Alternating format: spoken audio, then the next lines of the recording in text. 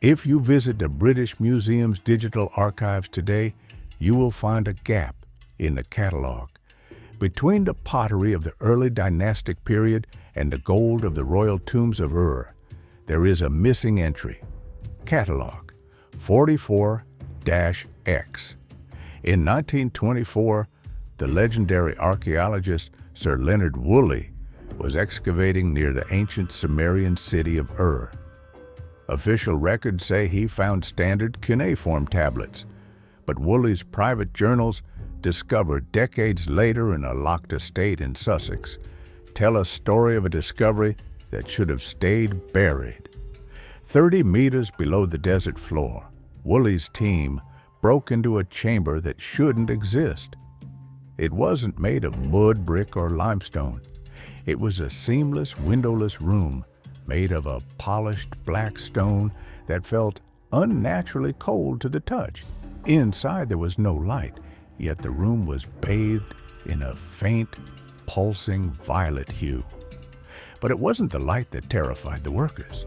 It was the sound, a low-frequency vibration that didn't hit the ears, but the teeth. Within minutes of entering, the diggers reported their gums bleeding and an overwhelming sense of someone else's memories flooding their minds. Woolley described it as a suffocating silence that screamed. This was the first encounter with the resonator. In the center of that black chamber sat an object that defied every archaeological classification. It was roughly 6 feet tall, a biomechanical pillar that looked like a fusion of obsidian and organic tissue. Woolley called it the star vessel. Its surface was covered in channels filled with a substance resembling liquid silver, mercury-like, yet it moved against gravity, pulsing in rhythm with a heartbeat that wasn't human. When the artifact was shipped to London aboard the SS Carnatic, the voyage became a floating nightmare. The crew began to experience collective dreaming. Every night, all 50 men would dream the exact same sequence. A bird's eye view of a city made of glass, drowning in a sea of black oil.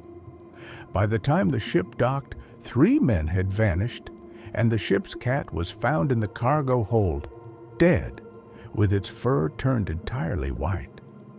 When the artifact arrived at the museum, it wasn't put on display. The curators realized that the vibration was growing. It wasn't just a statue, it was an engine, a device designed by the Sumerians, or perhaps the beings they called the Anunnaki, not to worship the gods, but to transmit something to them. By the 1950s, the British government had moved Catalog 44X to a fallout shelter beneath the museum. It was here that Dr. Elias Vance, a brilliant but reclusive linguist, spent 12 years trying to decode the liquid silver patterns.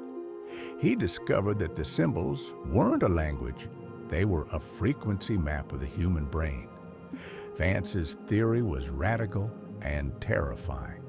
He argued that the Sumerians didn't build the resonator, they found it. The device was a transceiver. It used the electromagnetic field of the human nervous system as a power source. In simpler terms, it was using us as batteries to send a signal into deep space. But what was the signal? Vance's notes suggest the resonator was harvesting human consciousness.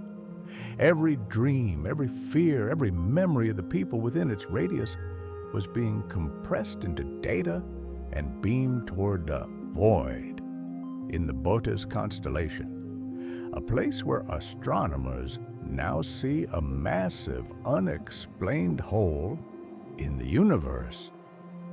Vance's final entry before his disappearance read, "We aren't the observers. We are the hardware The gods are just downloading our lives.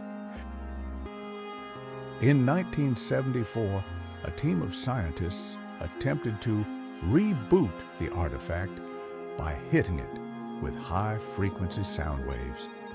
They wanted to see if they could intercept the outbound signal. It was a catastrophic mistake. The moment the sound waves hit the obsidian surface, the resonator didn't just vibrate, it rippled reality. For exactly 14 seconds, every person in the 5-mile radius of the museum experienced total amnesia. People forgot their names, their families, and even how to speak. They stood in the streets of London like empty shells. When the 14 seconds ended, their memories returned, but they were altered. Witnesses claimed they remembered childhoods in cities that didn't exist, or spoke in languages that had been dead for 4,000 years. One scientist, Dr. Sarah Helms, was found inside the lab staring at the artifact. Her eyes had turned completely black. She never spoke again, but she spent the next 30 years drawing the same map, a map of the Earth, but with a giant mechanical eye staring from the center of the Atlantic Ocean. The 1974 incident was officially blamed on a localized gas leak. Where is Catalog 44X now?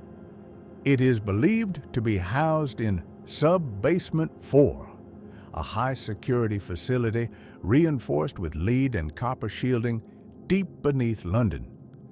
This level is so deep, it isn't even connected to the city's power grid. But even then, the resonator's influence leaks out.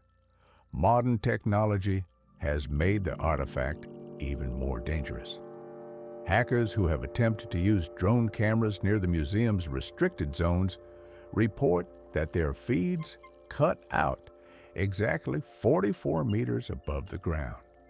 On Google Maps, there is a specific block near the museum where the GPS signal consistently fails, or worse, shows the user standing in the middle of a desert in Iraq. Internal whistleblowers claim that the British Museum isn't just a museum anymore, it's a power plant. They say the resonator has begun to sync with the global fiber optic network. It's no longer just harvesting the memories of people in the room. It's harvesting the data of the entire world. It is using our digital footprint to reconstruct the star vessel in a digital space. We think we are building the internet for us, but we might just be building a better antenna for them. You've heard of the hum, haven't you? That low, persistent industrial drone reported by thousands of people worldwide, from Taos, New Mexico, to the outskirts of London. Scientists call it noise pollution or tectonic shifts. But the frequency of the hum matches the 1924 recordings of the Sumerian Resonator exactly. The resonator is no longer just an artifact in a basement. It has gone global. By piggybacking on our 5G towers and satellite arrays, the star vessel has turned the entire planet into one giant transceiver. Why do you think you feel so exhausted lately? Why does time seem to be moving faster? It's because your consciousness is being drained bit by bit, memory by memory, into the void. As you watch this video, the screen you're looking at is emitting a frequency, a very specific vibration that was first found in a black stone room in the Iraqi desert 4,000 years ago. The resonator isn't waiting for the gods to return. It's preparing us to meet them. And when the frequency hits the final note, the silence will end, and the download will be complete. Are you still listening? Or is that just the resonance in your head?